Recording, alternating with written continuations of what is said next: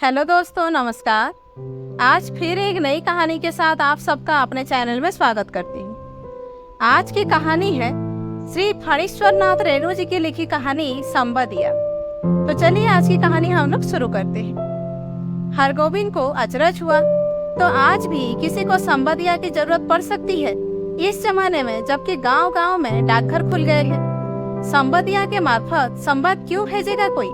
आज तो आदमी घर बैठे ही लंका तक खबर भेज सकता है और वहाँ का कुशल संवाद मंगा सकता है।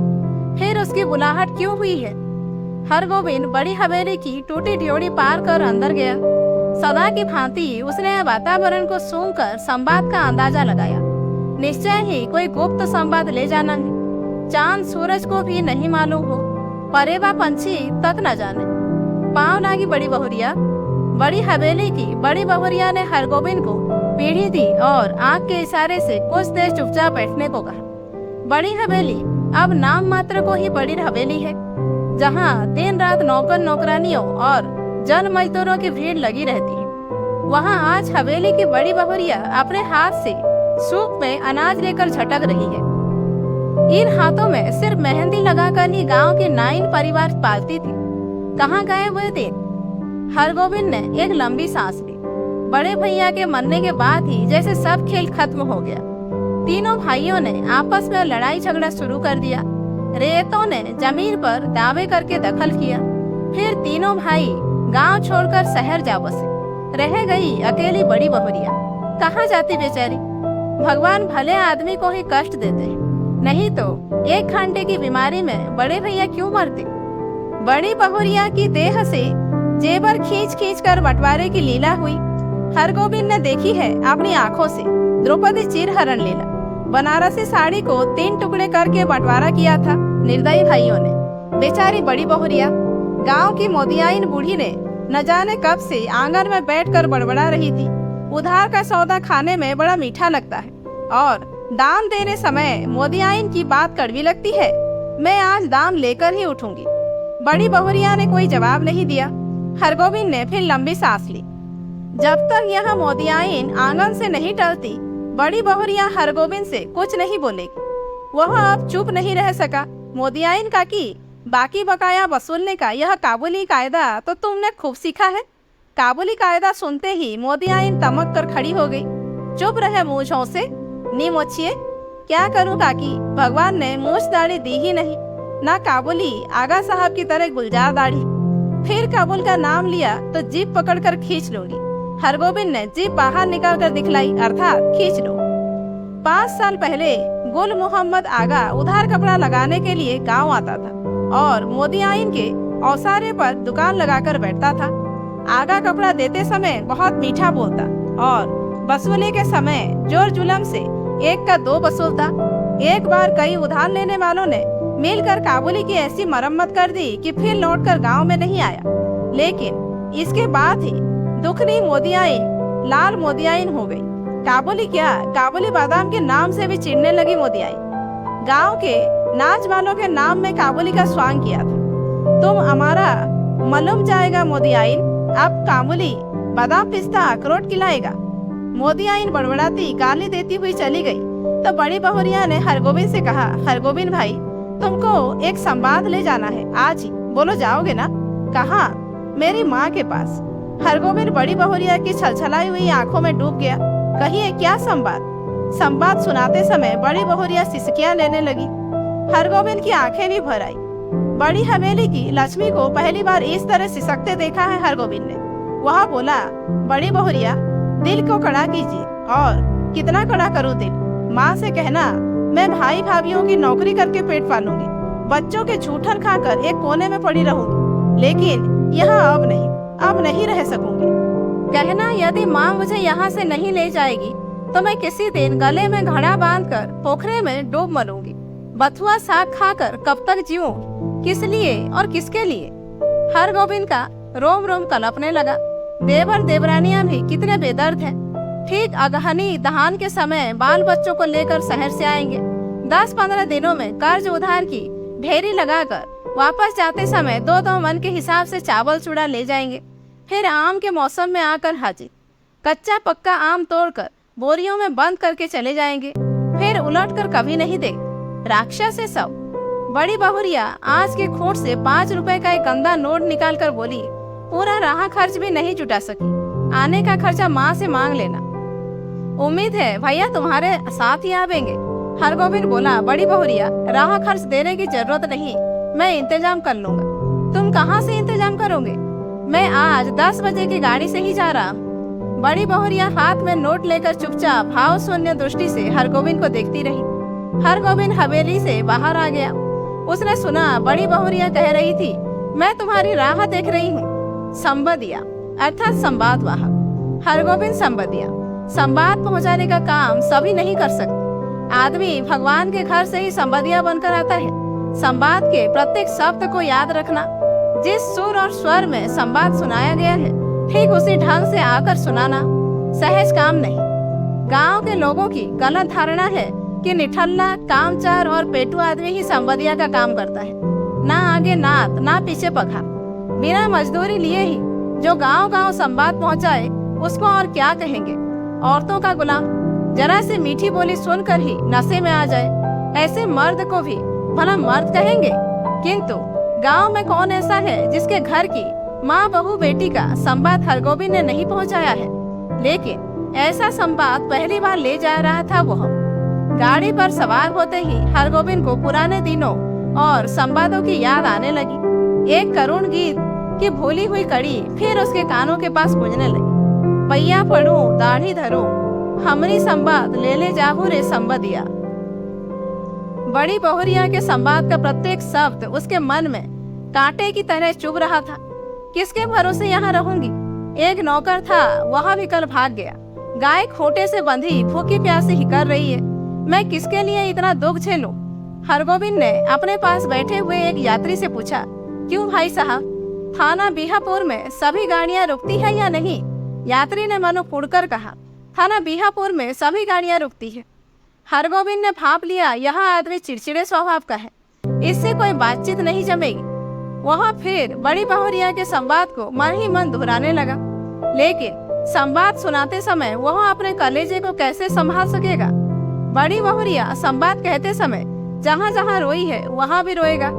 कटिहार जंक्शन पहुंचकर उसने देखा 15-20 साल में बहुत कुछ बदल गया है। अब स्टेशन पर उतरकर किसी से कुछ पूछने की कोई जरूरत नहीं। गाड़ी पहुंची और तुरंत भोपे से आवाज अपने आप निकलने लगी। थाना बीहापुर खगड़िया और बरौनी जाने वाली यात्री 3 नंबर प्लेटफॉर्म पर चले जाएं, गाड़ी लगी हुई है। हरगोविंद प्रसन्न हुआ। कटिहार पहुंचने के बाद ही मालूम होता है कि सचमुच सुराज हुआ है। इसके पहले कटिहार पहुंचकर किस गाड़ी में चढ़े और किधर जाए, इस पूछताछ में ही कितनी बार उसकी गाड़ी छूट गई है। गाड़ी बदलने के बाद फिर बड़ी बहुरिया का करुण मुखड़ा उसकी आंखों के सामने उभर गया। हरगोविंद भाई, माँ से कहना भगवान ने आंखें फेर ली, लेकिन मेरी माँ तो है। किस लिए, किसके लिए मैं बथुआ के साग खाकर कब तक जीऊं? थाना बीहापुर स्टेशन पर जब गाड़ी पहुंची तो हरगोविंद का जी भारी हो गया। इसके पहले भी कहीं भला बुरा संवाद लेकर वह इस गांव में आया है, कभी ऐसा नहीं हुआ। उसके पैर गांव की ओर बढ़ ही नहीं रहे थे। इसी पगडंडी से बड़ी बहुरिया अपने मायके लौट आवेगी, गांव छोड़ चली आवेगी, फिर कभी नहीं जाएगी। हरगोविंद का मन कलपने लगा। तब गांव में क्या रह जाएगा? गांव की लक्ष्मी ही गांव छोड़कर चली आवेगी। किस मुंह से वह ऐसा संवाद सुनाएगा? कैसे कहेगा कि बड़ी बहुरिया बथुआ साग खाकर गुजर कर रही है? सुनने वाले हरगोविंद के गांव का नाम लेकर थूकेंगे। कैसा गांव है जहां लक्ष्मी जैसी बहुरिया दुख भोग रही है? अनिच्छा पूर्वक हरगोविंद ने गांव में प्रवेश किया। हरगोविंद को देखते ही गांव के लोगों ने पहचान लिया। जलालगढ़ गांव का संबदिया आया है, न जाने क्या संवाद लेकर आया है। राम राम भाई, कहो कुशल समाचार ठीक है ना? राम राम भैया जी, भगवान की दया से सब आनंदित है। उधर पानी बूंदी पड़ा है। बड़ी बहुरिया के बड़े भाई ने पहले हरगोविंद को नहीं पहचाना। हरगोविंद ने अपना परिचय दिया तो उन्होंने सबसे पहले अपनी बहन का समाचार पूछा। दीदी कैसी है? भगवान की दया से सब राजी खुशी। मुंह हाथ धोने के बाद हरगोविंद की बुलाहट आंगन में हुई। अब हरगोविंद कांपने लगा, उसका कलेजा धड़कने लगा। ऐसा तो कभी नहीं हुआ। बड़ी बहुरिया की छलछलाई हुई आंखें, सिसकियों से भरा हुआ संवाद उसने बड़ी बहुरिया की बूढ़ी माता को पाँव लागी की। बूढ़ी माता ने पूछा, कहो बेटा, क्या समाचार है? माई जी, आपके आशीर्वाद से सब ठीक है। कोई संवाद? संवाद? जी संवाद तो कोई नहीं। मैं कल सिरसिया गांव आया था तो सोचा कि एक बार चलकर आप लोगों का दर्शन कर लूं। बूढ़ी माता हरगोविंद की बात सुनकर कुछ उदास सी हो गई। तो तुम कोई संवाद लेकर नहीं आए हो? जी नहीं, कोई संवाद नहीं। ऐसे बड़ी बहुरिया ने कहा है कि यदि छुट्टी हुई तो दशहरा के समय गंगा जी के मेले में आकर माँ से भेंट मुलाकात कर जाऊंगी। बूढ़ी माता चुप रही। हरगोविंद बोला, छुट्टी कैसे मिले? सारी गृहस्थी बड़ी बहुरिया के ऊपर ही है। बूढ़ी माता बोली, मैं तो बबुआ से कह रही थी कि जाकर दीदी को लिवा लाओ, यही रहेगी। यहाँ अब क्या रह गया है? जमीन जायदाद तो सब चली ही गई। तीनों देवर आप शहर में जाकर बस गए हैं। कोई खोज खबर भी नहीं लेती। मेरी बेटी अकेली। नहीं माई जी, जमीन जायदाद अभी भी कुछ कम नहीं, जो है बहुत है। टूट भी गई है तो आखिर बड़ी हवेली ही है, सवांग नहीं है। यह बात ठीक है, मगर बड़ी बहुरिया का तो सारा गांव ही परिवार है। हमारे गांव की लक्ष्मी है बड़ी बहुरिया। गांव की लक्ष्मी गांव को छोड़कर शहर कैसे जाएगी? यों देवर लोग हर बार आकर ले जाने की जिद करते हैं। बूढ़ी माता ने अपने हाथ हरगोविंद को जलपान ला कर दिया। पहले थोड़ा जलपान कर लो बबुआ। जलपान करते समय हरगोविंद को लगा बड़ी बहुरिया दालान पर बैठी उसकी राह देख रही है, भूखी प्यासी। रात में भोजन करते समय भी बड़ी बहुरिया मानो सामने आकर बैठ गई। कर्ज उधार अब कोई देते नहीं। एक पेड़ तो कुत्ता भी पालता है, लेकिन मैं माँ से कहना। हरगोविंद ने थाली की ओर देखा। भात, दाल, 3 किस्म की भाजी, घी, पापड़, अचार। बड़ी बहुरिया बथुआ साग उबाल कर खा रही होगी। बूढ़ी माता ने कहा, क्यों बबुआ, खाते क्यों नहीं? माई जी, पेट भर जलपान जो कर लिया है। अरे जवान आदमी तो 5 बार जलपान करके भी एक थाल भात खाता है। हरगोविंद ने कुछ नहीं खाया, खाया नहीं गया। संबंधिया डट कर खाता है और ऑफर कर सोता है, किंतु हरगोविंद को नींद नहीं आ रही है। यहाँ उसने क्या किया, क्या कर दिया? वह किस लिए आया था? वह झूठ क्यों बोला? नहीं नहीं, सुबह उठते ही वह बूढ़ी माता को बड़ी बहुरिया का सही संवाद सुना देगा, अक्षर अक्षर। माई जी, आपकी एकलौती बेटी बहुत कष्ट में है। आज ही किसी को भेजकर बुलवा लीजिए, नहीं तो वह सचमुच पुर कर बैठेगी। आखिर किसके लिए इतना सहेगी? बड़ी बहुरिया ने कहा है भाभी के बच्चों के झूठन खाकर वह एक कोने में पड़ी रहेगी। रात भर हरगोविंद को नींद नहीं आई। आंखों के सामने बड़ी बहुरिया बैठी रही, सिसकती, आंसू पोंछती हुई। सुबह उठकर उसने दिल को कड़ा किया। वह संबंधिया है, उसका काम है सही सही संवाद पहुंचाना। वह बड़ी बहुरिया का संवाद सुनाने के लिए बूढ़ी माता के पास जा बैठा। बूढ़ी माता ने पूछा, क्या है बबुआ, कुछ कहोगे? माई जी, मुझे इसी गाड़ी से वापस जाना होगा, कई दिन हो गए। अरे इतनी जल्दी क्या है, 1 आध दिन रहकर मेहमानी कर लो। नहीं माई जी, इस बार आज्ञा दीजिए। दशहरा में मैं भी बड़ी बहुरिया के साथ आऊंगा, तब डटकर 15 दिनों तक मेहमानी करूंगा। बूढ़ी माता बोली, ऐसा जल्दी थी तो आए ही क्यों? सोचा था बिटिया के लिए दही चूड़ा भेजूंगी। सो दही तो नहीं हो सकेगा आज, थोड़ा चूड़ा है बासमती धान का, लेते जाओ। चूड़ा की पोटली बगल में लेकर हरगोविंद आंगन से निकला। बड़ी बहुरिया के बड़े भाई ने पूछा, क्यों भाई, राह खर्च है तो? हरगोविंद बोला, भैया जी, आपकी दुआ से किसी बात की कमी नहीं। स्टेशन पर पहुंचकर हरगोविंद ने हिसाब किया। उसके पास जितने पैसे हैं उससे कटिहार तक का टिकट ही वह खरीद सकेगा, और यदि चौवन्नी नकली साबित हुई तो सईमापुर तक ही। बिना टिकट के वह एक स्टेशन भी नहीं जा सकेगा। डर के मारे उसके देह का आधा खून गया।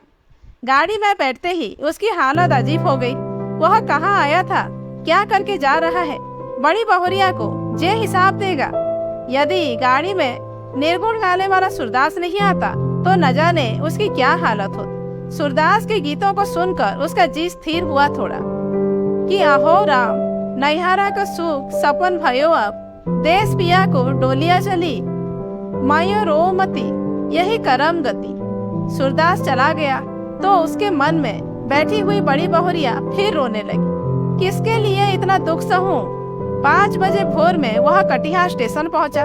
भोपे से आवाज आ रही थी। बैरगाछी, कुसियार और जलालगढ़ जाने वाले यात्री 1 नंबर प्लेटफॉर्म पर चले जाए।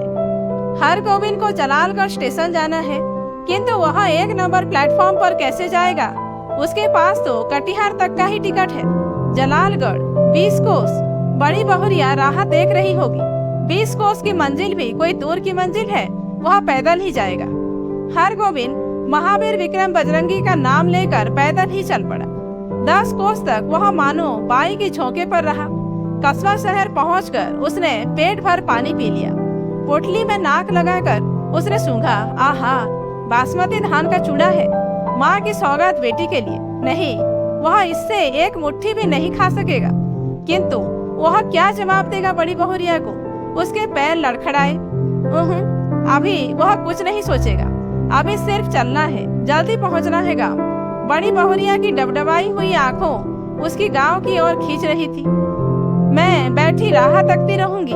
15 कोस, माँ से कहना अब नहीं सह सकूंगी। 16, 17, 18 जलालगढ़ स्टेशन का सिग्नल दिखाई पड़ता है। गांव का ताड़ सिर ऊंचा करके उसकी चाल को देख रहा है। उसी ताड़ के नीचे बड़ी हवेली के दलान पर चुपचाप टकटकी लगाकर राह देख रही है बड़ी बहुरिया। भूखी प्यासी, हमरो संवाद लेने जाहू रे संबदिया। लेकिन यह कहाँ चला आया हरगोविंद? यह कौन गांव है? पहली सांझ में ही अमावस्या का अंधकार। किस राह से वह किधर जा रहा है? नदी है? कहाँ से आ गई नदी? नदी नहीं, खेत है। ये झोपड़े हैं या हाथियों का झुंड? ताड़ के पेड़ किधर गया? वह राह भूलकर न जाने कहाँ भटक गया। इस गांव में आदमी नहीं रहते क्या? कहीं कोई रोशनी नहीं, किससे पूछे? वह रोशनी है या आंखें? वह खड़ा है या चल रहा है? वह गाड़ी में है या धरती पर? हरगोविंद भाई आ गए? बड़ी बहुरिया की बोली या कटिहार स्टेशन का भोंपा बोल रहा है। हरगोविंद भाई क्या हुआ तुमको? बड़ी बहुरिया। हरगोविंद ने हाथ से टटोल कर देखा, वह बिछावर पर लेटा हुआ है। सामने बैठी छाया को छूकर बोला, बड़ी बहुरिया। हरगोविंद भाई अब जी कैसा है? लो 1 घोट दूध और पी लो, मुंह खोलो। हाँ पी जाओ, पियो। हरगोविंद होश में आया। बड़ी बहुरिया दूध पिला रही है। उसने धीरे से हाथ बढ़ाकर ही बहुरिया के पैर पकड़ लिए। बड़ी बहुरिया, मुझे माफ करो, मैं तुम्हारा संवाद नहीं कह सका। तुम गांव छोड़कर मत जाओ, तुमको कोई कष्ट नहीं होने दूंगा। मैं तुम्हारा बेटा। बड़ी बहुरिया, तुम मेरी माँ, सारे गांव की माँ हो। मैं अब निठल्ला बैठा नहीं रहूंगा, तुम्हारा सब काम करूंगा। बोलो बड़ी माँ, तुम गांव छोड़कर चली नहीं जाओगी? बोलो। बड़ी बहुरिया गर्म दूध में 1 मुट्ठी बासमती चूड़ा डालकर मसलने लगी। संवाद भेजने के बाद से ही वह अपनी गलती पर पछता रही थी। तो दोस्तों, आज की कहानी यहीं पर समाप्त होती है। कहानी कैसी लगी कमेंट करके जरूर बताइए। अच्छी लगी हो तो एक लाइक कीजिए, जानने वालों को शेयर कीजिए और ऐसे ही वीडियोज आगे देखने के लिए मेरे चैनल को सब्सक्राइब करना मत भूलिए।